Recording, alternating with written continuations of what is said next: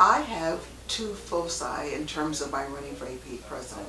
The first is the realization that psychology is every day in almost every way in terms of the lives of human beings.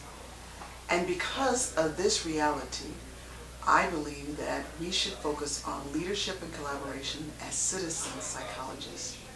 So citizen psychologists are people who are committed to improving the daily lives of people. And there's so many ways and avenues that psychologists can be citizen psychologists by working at the community level, at the national level as well. At a community level, for example, citizen psychologists can serve on boards of education because psychology is very much interested in education.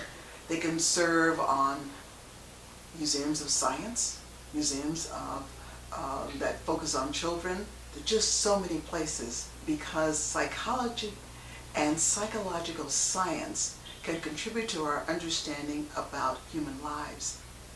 In fact, one of the things I would love for people on various boards and committees and organizations, when they're sitting at a table to say, where is the psychologist? We need a psychologist to help us formulate policy as well as practice.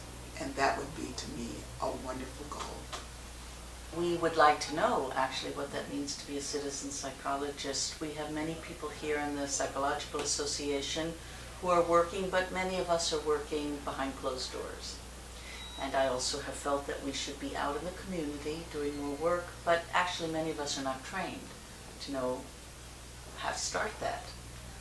You have some wonderful ideas about how to bring us out into places that need us and not wait to be invited. Could you say a little more about what is a citizen psychologist and some of the things we might do? Well, I believe that a citizen psychologist is committed to improving the lives of people at the local, state, and national levels. And they do it by participating in organizations that determine policy and practice decisions around the lives of people.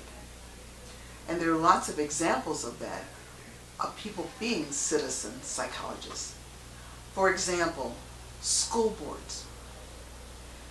Every community has a school board.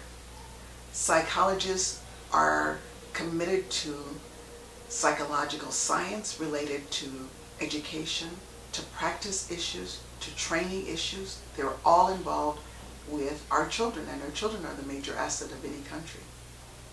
Another example of citizen psychologists are psychologists who serve on foundation boards.